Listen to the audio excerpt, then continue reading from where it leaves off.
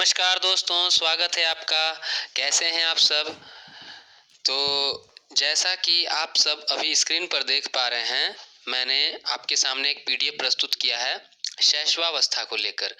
यह शैशवावस्था जो है, यह शिक्षा मनोविज्ञान झारखंड डीएलएड के फाउंडेशन पेपर 2 का एक बहुत ही महत्वपूर्ण इम्पोर्टेंट टॉपिक है, जो कि बाल विकास के अंतर्गत पढ़ाया जाता है।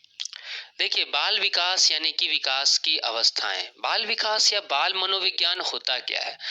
बाल मनोविज्ञान का अध्ययन करना प्रत्येक भावी शिक्षक के लिए या शिक्षक शिक्षिका के लिए इसलिए आवश्यक होता है क्योंकि आप बाल मनोविज्ञान के अध्ययन के माध्यम से अपने शिक्षण विधियों में सुधार कर सकते हैं, शिक्षण विधि को और अधिक प्रभावशाली बना सकते हैं, अधिगम को अधिक से अधिक प्राप्ति करवा सकते हैं। तो इस उद्देश्य से मैंने आज शैशवावस्था इस अध्याय को शुरू किया है। विकास की अवस्थाओं को कई भागों में बांटा गया है। विकास की अवस्थाओं में सबसे पहली अवस्था जो आती है गर्भावस्था के बाद आपको आती है शैशवावस्था, जो कि जन्म लेने के पश्चात की पहली अवस्था है। शैशवावस्था के बाद बाल्यावस्था की बात आती है, बाल्यावस्था के बाद किशोरावस्था, किशोरावस्था के बाद प्रौढ़ावस्था, फिर वृद्धावस्था। तो इन अवस्थाओं में एक शिक्षक शिक्षिका के लिए मुख्य रूप से आवश्यक 3 अवस्थाएं होती हैं: शैशवावस्था, बाल्यावस्था और किशोरावस्था। तो शैशवावस्था, आज हम इस विषय को अच्छे से समझने का प्रयास करेंगे। शैशवावस्था जीवन का सबसे महत्वपूर्ण काल, इन्फेंसी, इंग्लिश में बोलते हैं infancy, the most important period of life. सवाल पूछा भी गया है 2018 में झारखंड बोर्ड के डीएलएड में। इसके अलावा फिर शॉर्ट नोट्स में भी पूछे जाते हैं ये सवाल। तो इस सवाल को मैंने आपके सामने प्रारूप के साथ उत्तर के रूप में प्रस्तुत किया है। प्रारूप में मैं बनाऊंगा इसमें परिचय, फिर इसकी परिभाषा, फिर इसकी विशेषताएं और अंत में शैशवावस्था में शिक्षा का स्वरूप। छोटा लेकिन बहुत ही फायदेमंद वीडियो है, तो ध्यानपूर्वक देखिए। तो सबसे पहले हम इसको परिचय शुरू करते हैं कि शैशवावस्था का परिचय क्या है। हम सभी जानते हैं कि बालक के जन्म लेने के बाद की अवस्था को शैशवावस्था कहते हैं। अब ऐसे तो मूल रूप से शैशवावस्था का काल 3 वर्ष में समाप्त होने लगता है, परंतु परिभाषाओं के अनुसार और आदतों के अनुसार हम शैशवावस्था को 3 से 4 या 5 वर्षों तक भी गिनती में कर लेते हैं। तो जनरली आमूमन 4 वर्ष तक माना जाता है। यह अवस्था 4 से 5 वर्ष तक मानी जाती है। नवजात शिशुओं का जो आकार होता है वह लगभग 19.5 इंच और इनका भार 7.5 पौंड होता है।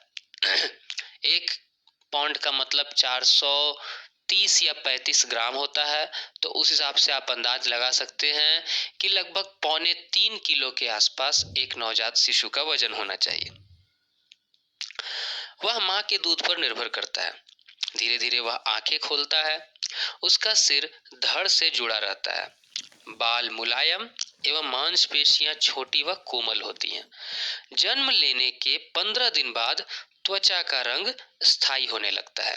तो यह शैशवावस्था के शिशु की एक साधारण सामान्य जानकारी हुई। नवजात शिशु क्रंदन करता है अर्थात रोता है। तो क्यों रोता है?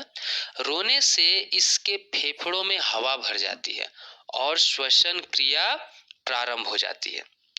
स्तनपान के कारण उसमें चूसने की सहज प्रक्रिया प्रकट होती है। तो देखते भी होंगे अपने हाथ, कभी पैर, कभी उंगली, कभी कोई कपड़ा या कोई खिलौना, जो भी उसके हाथ में मिलेगा उसे वो मुंह में डालकर चूसने लगेगा।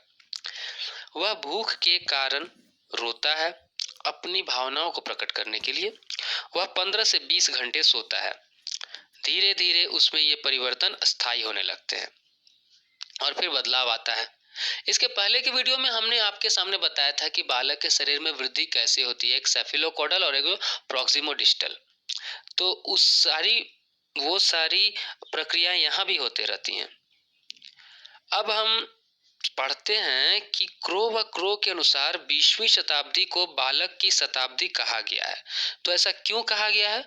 क्योंकि इसके कारण यह है कि इस शताब्दी में मनोवैज्ञानिकों ने बालक और इसके विकास की अवस्थाओं के संबंध में अनेक गंभीर और विस्तृत अध्ययन किए।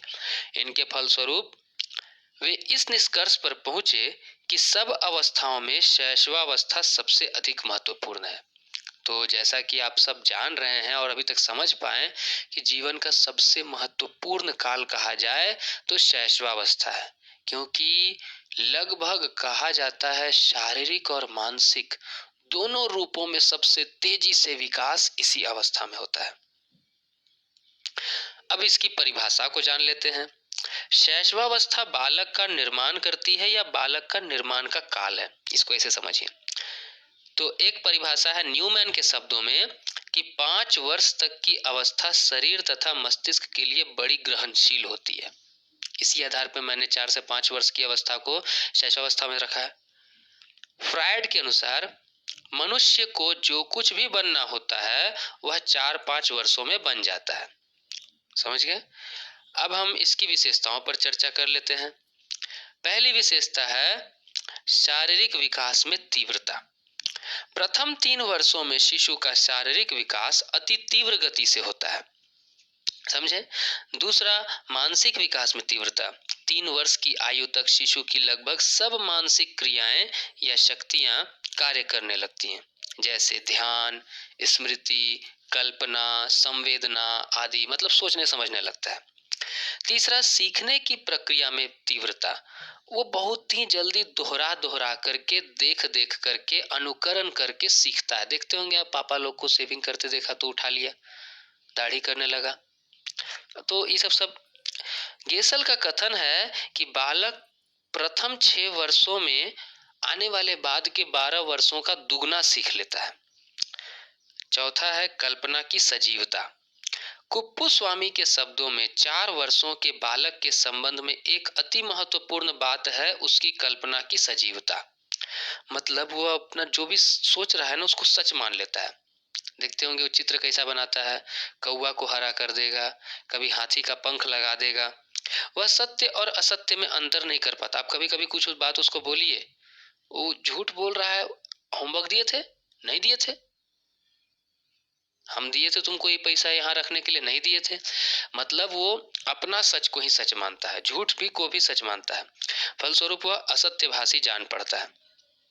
पांचवा है दूसरों पर निर्भरता।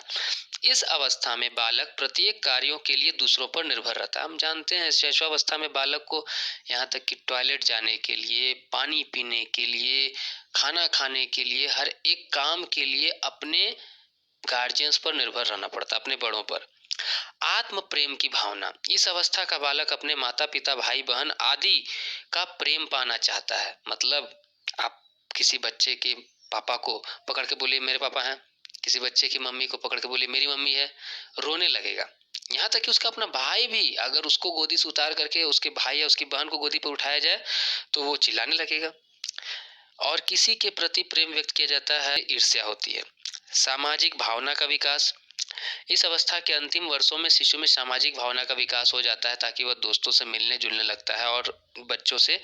एक और महत्वपूर्ण विशेषता है शैशवावस्था की काम प्रवृत्ति।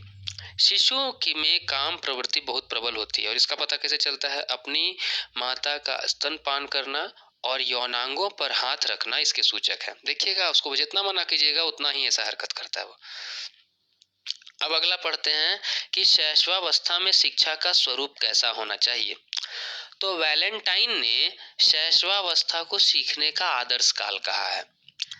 इसमें शिक्षा का स्वरूप इस प्रकार होना चाहिए कि पहला, उचित वातावरण व व्यवहार का प्रयोग करना चाहिए। उसके साथ शिशु में आत्मनिर्भरता का विकास करना चाहिए ताकि वह कुछ बस काम स्वयं करना सीखे, शुरू करे। उसमें निहित गुणों का विकास करने का प्रयास करना चाहिए। आपको पहचानना होगा कि वो बालक खेलने में प्रबल है या गाने में, वो नाचने में वह क्या करना चाहता है, उसकी प्रवृत्ति आपको देख करके सीखना होगा, समझना होगा। सामाजिक भावना का विकास करना चाहिए, लोगों के साथ घुलना मिलना जुलना। कुछ बच्चे ऐसे संकुचित स्वभाव के होते हैं कि किसी दूसरे गोदी पर नहीं जाना चाहते। तो उनमें सामाजिक भावना का विकास, आपस में मिलना-जुलना सिखाना चाहिए, तभी ना। सामाजिक भावना की कमी होने की वजह से जब उन्हें पहली-पहली बार विद्यालय लेके जाया जाता है तो बहुत रोते हैं। तो ये सब हो गया। अच्छी आदतों का निर्माण करना चाहिए, जैसे हमने पढ़ा काम प्रवृत्ति के बारे में, तो इसमें अच्छी आदतों का निर्माण करना चाहिए। करके सीखने के सिद्धांत का पालन करना चाहिए, खेल द्वारा शिक्षा प्रदान करनी चाहिए और चित्रों व कहानियों द्वारा शिक्षा देनी चाहिए। तो कुल मिलाकर के हमने इस छोटे से वीडियो में देखा कि शैशवावस्था का विस्तार पूर्वक वर्णन। अगली कक्षा में, अगली वीडियो में हम लोग बाल्यावस्था के बारे में विस्तार पूर्वक पढ़ेंगे। तब तक के लिए आप सब अपनी तैयारी इसी प्रकार करते रहिए। धन्यवाद।